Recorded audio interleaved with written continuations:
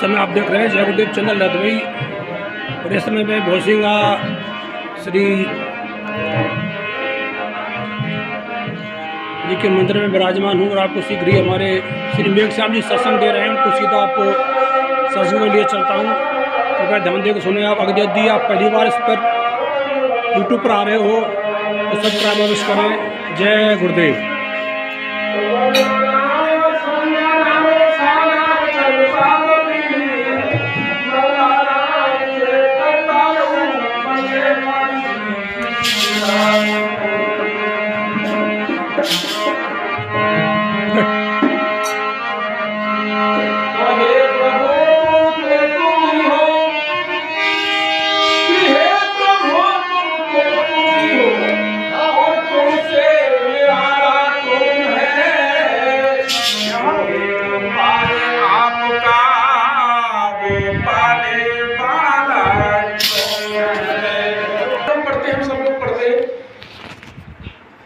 कृष्ण भगवान जी ने अर्जुन को एक बात कही कि अंत काले च मामेव स्मरण मुक्त्वा कलेवरम जय प्रयाति से मद्भावम नास्ति अत्र संशय। अब हमें खूब सत्संग में जा रहे हैं, लगभग सब कछु हम भगवान को भजन कर रहे हैं, कीर्तन कर रहे हैं, मनन कर रहे हैं, चिंतन कर रहे हैं, और कोई कर रहा हो ना कर रहा है तो खुद स्वयं वो जीवी प्राण ही जानता है। तो कितना कर रहा है कितना नहीं कर रहा है, उसके आचरण कैसे, कुछ कर्म ऐसे होते जो निजी होते जो किसी को बताए नहीं जाते। व्यवहार सत्ता के कर्म को जरूर पता चल जाए अड़ोसी पड़ोसी में कि ये आदमी है, सो भाई आके जाते दूर रहो जाते नजदीक रहो, बहुत भलवाई बरोय, ये सारी चीज आ जाती है पहचान में। लेकिन कुछ एक उन विशेष विद्वानों के भी, विशेष ऋषियों के भी ऐसे होते हैं कि जो किसी को बताए नहीं जाते, उनको वो स्वयं जानता है या फिर परमपिता परमात्मा उसके हृदय देश में बैठा हुआ वो जानता है। जब इतनी बात समझ में आई तब ये मंत्र पढ़ा कि अंत काले च माम एव। अब यहाँ पर जोड़ देंगे थोड़ा सा कि अर्जुन से कृष्ण भगवान बिल्कुल दहाड़ मार के कह रहे अंत काले। अंत काले का मतलब है कि जब तेरे इस शरीर से प्राण निकल रहे हो, मरते समय, अर्थात यूं कहूं कि माम एव और फिर अंत काले की मतलब कलेवरम। कलेवरम का मतलब शरीर का देहपात होते समय। अब देहपात का मतलब है शरीर से छूट रहा है कुछ, शरीर से कुछ अलग हो रहा है। उस अलग होते, अब अलग का है भाई, विद्वान लोग हैं, आप सब लोग समझ रहे होंगे कि इस शरीर से अलग होने वाली चीज क्या है। कोई तत्व है, कोई चेतन तत्व है जो इससे अलग हो रहा है, यानी कि इस स्थूल शरीर से और कोई सूक्ष्म शरीर अलग हो रहा है। उस समय पर उस सूक्ष्म शरीर के संग में और पांचों कर्मेंद्री, पांचों ज्ञानेंद्री, चतुष्ट अंतःकरण, मन बुद्धि चित्त अहंकार, सब नाम जानते हैं, बोलने की आवश्यकता भी नहीं है। तो ये जो करण है हमारे, कुछ बाहर के करण है, कुछ मध्य के करण है, कुछ बिल्कुल अंतर के अंदर के करण है। ये सारे करण मिलके प्लस पांचों प्राण, पांचों प्राणों में प्लस उदान प्रधान वायु तेजो अपि तेजस्य। तो ये जो उदान वायु है, उस उदान वायु जो प्राण है हमारा, वो जीव को आक्रांत करके उस समय पर, आक्रांत का मतलब अधीन करके, उस समय पर जीवात्मा का चेतन तत्व का शरीर क्या होता है, वो प्राण ही होता है। इसका मतलब वो जीवात्मा सारे कर्ण लेके बाहर निकलता है। उस समय की बात कही जा रही है, यहाँ वो चेतना दी जा रही है कि अंत काले च माम एव। अर्जुन मेरा ही, केवल और केवल मेरा, ओनली फॉर मेरा। अब यहाँ ना तो हनुमान जी की कही, ना शंकर भगवान की कही, ना ब्रह्मा जी की कही, ना नीवरी वाले की कही, ना छोकरा वाले की कही, अन्य किसी भी देवी देवता का कोई मैटर नहीं। यहाँ पर केवल और केवल कृष्ण भगवान यो कहते हैं, वो परम ब्रह्म ये कहते हैं कि मेरा ही। अब मेरा ही को हम में तो कौन कौन जाप कर रहे, कौन कौन चिंतन कर रहे हैं? यहाँ बैठे हुए हमारे महापुरुषों में से जो कर रहे हैं अच्छी बात है, मैं प्रश्न नहीं कर रहा इस चीज के ऊपर, लेकिन अंत काले च मामेव स्मरण करता हुआ जो शरीर से बाहर निकलता है, उस समय पर अगर स्मरण करते समय मेरे स्वरूप को चित्रण या मेरो नाम तेरे मन बुद्धि चित्त पे आ जाए, ये है बेटर। और यह तू सत्संग दे रहे, यह तू सभा लग रही, यह तू भागवत कर रही, यह बात को मंदिर में टुटनी हला रहे हम, यह बात को यहाँ बैठे, यह बात को गीता पढ़ रहे, यह बात गीत गा रहे हैं। जो कछु है ना उस परमात्मा की जो सानिध्य में जहाँ भक्त लोग बैठे, वे केवल यही बात को बैठे और काफी समझ में ये बात आई है कि भैया सत्संग में जावे तो मेरे छोरा की नौकरी लग जाए, मेरे भैंस बढ़िया दूध दे दे, मेरे खेत में बढ़िया पैदा है जाए, मेरे 4 मंजिल की कोठी है जाए, बगल वाले की 1 गाड़ी में 4 गाड़ी है जाए, या भावते आवेगो। हालांकि प्रभु देने वाले तो वही है, लेकिन बाकी कितने नहीं मिले, मुक्ति नहीं मिलेगी, कल्याण नहीं होगा, तीनों कालों में नहीं होगा कल्याण उसका, उस प्राणी का। और हमारा भी अब जीव तत्व का मेन उद्देश्य क्या है कि मैं मुक्त हो जाऊं। अब 2 भाव है सज्जन पुरुषों, यहाँ भी हमारी इस जगत में कई संप्रदाय चल रही हैं, और संप्रदायों में यानी कि मैं यो कहूँ रामचरितमानस में काकभूषण जी के खूब कह ले कि तू हम यूं कर दे, तू यूं दे दे, तू यूं दे दे। काकभूषण जी ने साफ सुथरी मने कर दी, मनुशत्रु पानो साफ सुथरी मने कर दी।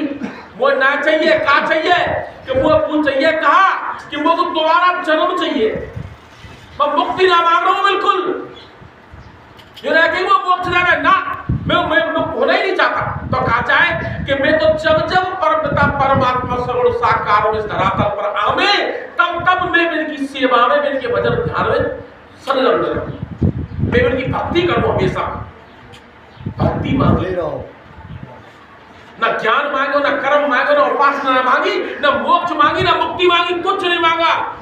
कुछ लोग ऐसे हैं, ऐसे भक्त हैं हम तुम में से ही कि वो मुक्त होना चाहते हैं, वो मुक्ति मांगते हैं। लेकिन अब सज्जन पुरुषों हम मांग तो खूब रहे, भगवान से आराधना हम कई बार तो जो करते कि भगवान हे कन्हैया, हे हनुमान जी महाराज, या जो भी पूजा को इष्ट देवता है, मेरे छोरा की नौकरी लग जाए, सभा में चढ़ाओ, कहते हैं ना हम कोई बात, पर हम ना कह रहे हम, लेकिन हम मन में कहीं ना कहीं तो हमारे विचार होता है, हम सोचते जरूर है। अब जब हम सोच रहे या बात 1 सेकंड को मेरे छोरा की नौकरी लग जाए, या मेरे संकट कट जाए, या मेरी गरीबी दूर रह जाए, भगवान सुनते तो सब किए, लेकिन बाने फल तो पहली मांगने हो। अब तूने किया क्या है, तूने कितने पुण्य किए, कितने धर्म किए, कितने दान किया, केवल बात चूरमा के पिंडाते, या मैं यूं कह दूं कि आप भोजन प्रसादी से तू इतना फल लेना चाहता है।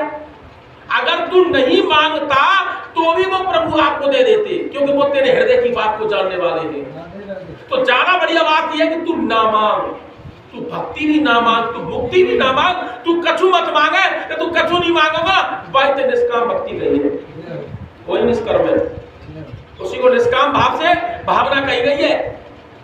वही हमारा करता हुआ अकर्ता है, करता हुआ अकर्ता का भाव है। यानी कि एक हलवाईगर हमारी बारात को हमारे माड़े में या हमारे नुक्ता में खूब भोजन बनावे हजारों लोगों के लिए, लेकिन वह भोजन से वह लगावेगा, वो खावेगा सबरे भोजन है, उससे कोई लेना देना नहीं है, बना रहा है, कर रहा है ना, लेकिन उसका उसमें भाव नहीं है अपने लिए, इसलिए वो अकर्ता है।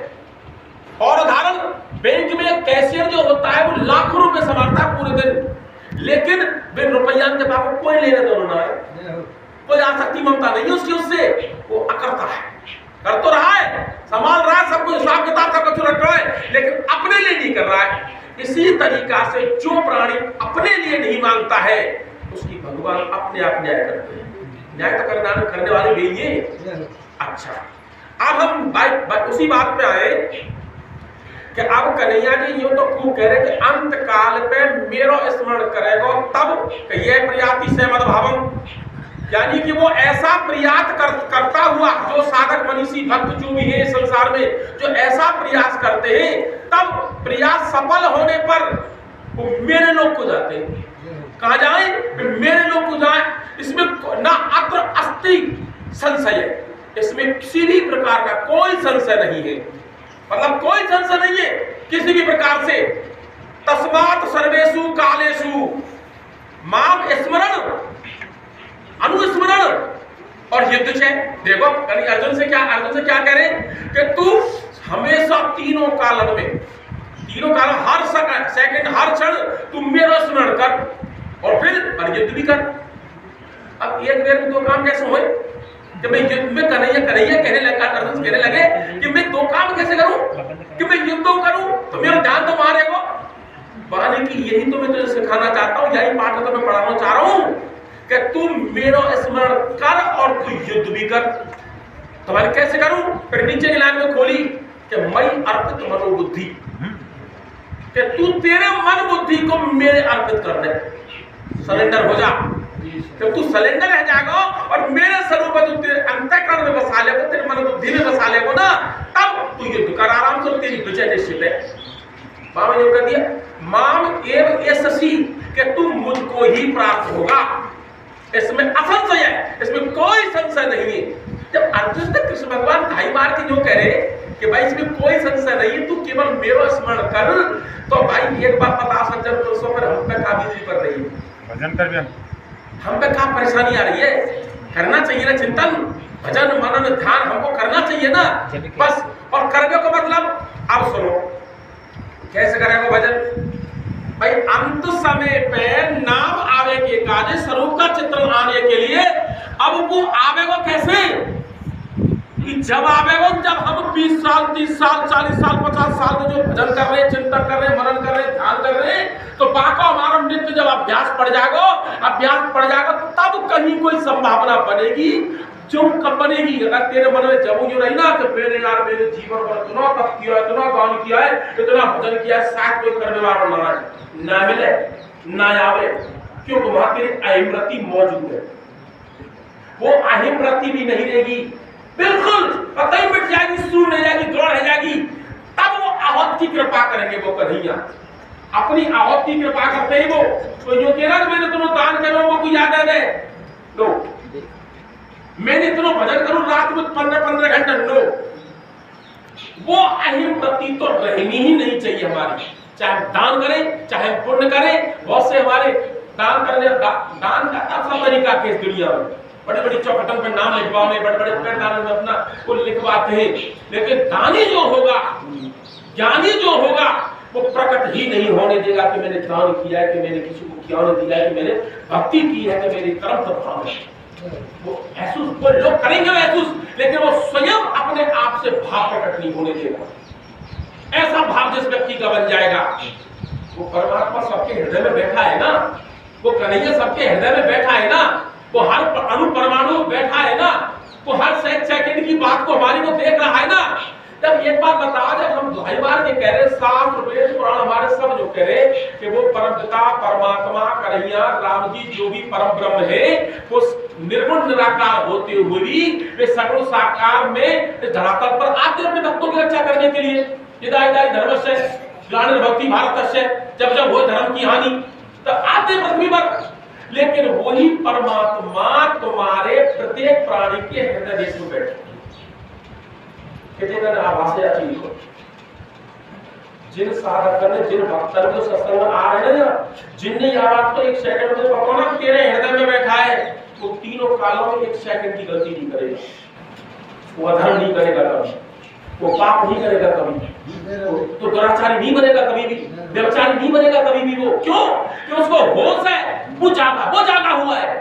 जागा तो पा जानो कि जब यह चीज को पता है तेरे हृदय में बैठे हो, योग ददाति कामान नित्यो नित्यानाम चेतन सचेतनाम बहुनाम योग ददाति कामान तत्कारणम साध्य योगत गम्यम ज्ञाता देवम मुझे सर्वपासई। वो तेरे हृदय में बैठा है, तो तेरे हृदय में बैठे और फिर मुझे कह रहा हूं मैं तेरे द्वारा किए हुए कर्म को लेखा जोखा मेरे हाथ में, न्यायाधीश मैं हूं, तेरे पाप पुण्य का फल मैं दूंगा तेरे काजे, कि मैं दूंगा वो तेरे पास बैठो है। तो फिर तू तो होश किनारो, तू जग किनारो, तू गौरव क्यों काट रहा, तू किसी क्यों कर रहा, तू छल क्यों कर रहा, तू बेईमानी क्यों कर रहा, तू कपट क्यों करता है किसी से? ईर्ष्या छल कपट काम क्रोध मद लोभ मोह मत्सर, ये 9 प्रकार के विकार अंतःकरण के विकार है। और संत और महर्षि और सब वेद शास्त्र रामचरितमानस हमारे ढाई बार की जो कह रही है, इनमें के एक जाके अंतःकरण में एक विकार है, चाहे वो परशुराम है, चाहे वो काकभूषण जी है, चाहे वे हनुमान जी है, चाहे वो मेघश्याम है, एक विकार परमात्मा के कबू दर्शन ना हो। जागना दर्शन होंगे भाई। मल से रहित, भगवान जी जो कह रहे कि मल से रहित विमल मन में कोने पाऊं। ऐसे शब्द तो हम रोज बोल देखे कि मैं पाऊं जाकर मन विमल है, मल से रहित है। अब हमें कभी यहाँ पे बात पे हम सोचते हैं क्या एकांत में बैठ के? भाई हमारे सोचने की, हमारे करने की तो बात है, ये तो ज्ञान है हमारे पास में कि हमारा मन विमल हुआ को ना हुआ, अंतःकरण में से मल गया को ना गया। हम यह सत्संग में थे, हटने के बाद में घंटा 2 घंटा के बाद में कब के बारे में मन से हम कभी बुरी बात सोचे ना सोचे? क्या हम अहित की बात सोचते हैं? क्या हम किसी की परहित सरने वाली सोचते हैं? सोचते हैं क्या?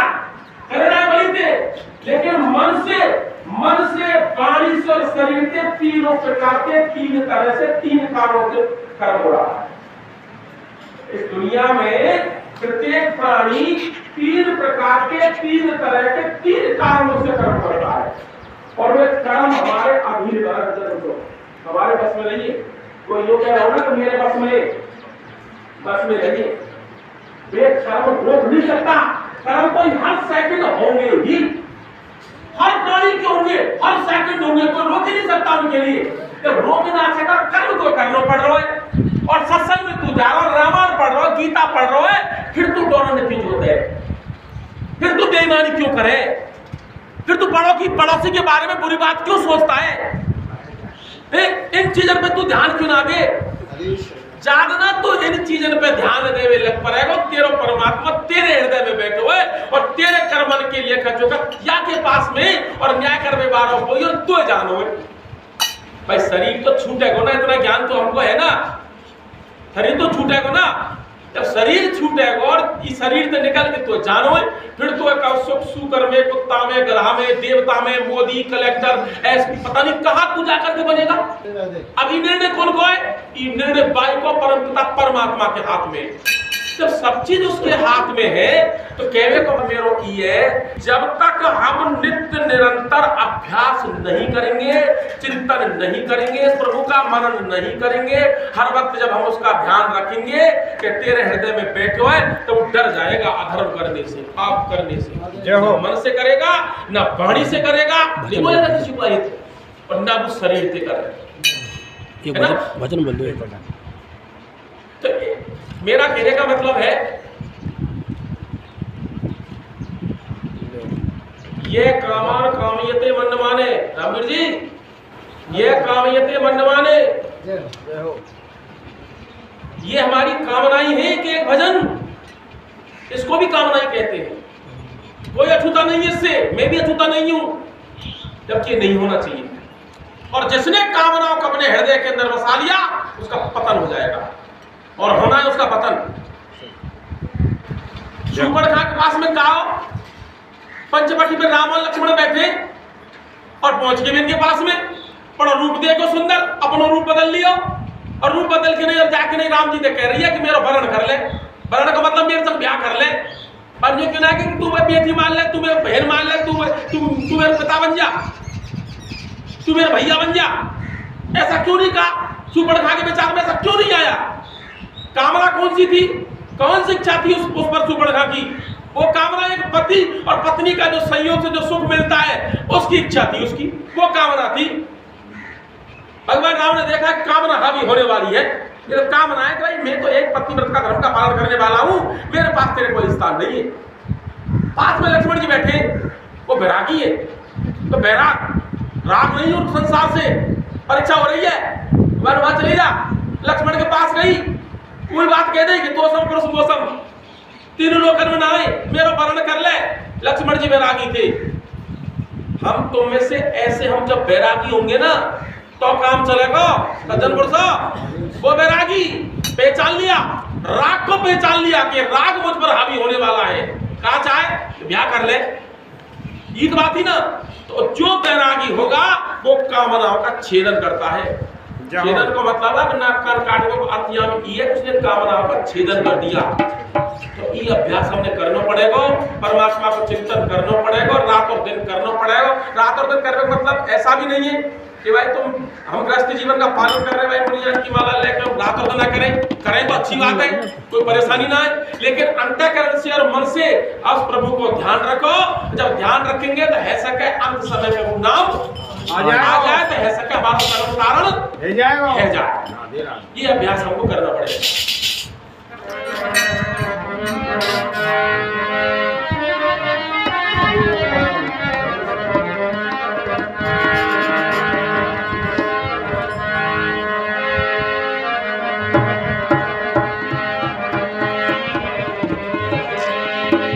भाई पुत्र सपूत मिले कर्मन से, कि पुत्र सपूत मिले कर्मन से और कर्मन से मिल जाए शील सुलक्षण नारी।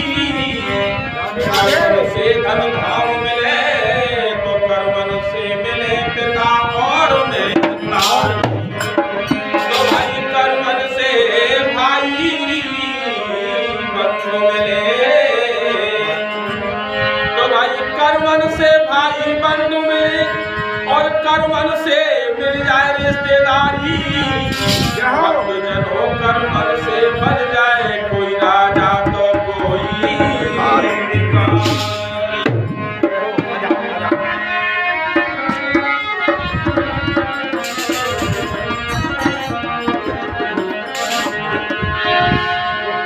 और कभी गम न देना, कभी गम न देना और खुशी देने वाले। मेरी जिंदगी श्याम तेरे हवाले, मेरी जिंदगी श्याम तेरे हवाले। कभी गम न देना, कभी गम न देना, खुशी देने वाले। मेरी जिंदगी श्याम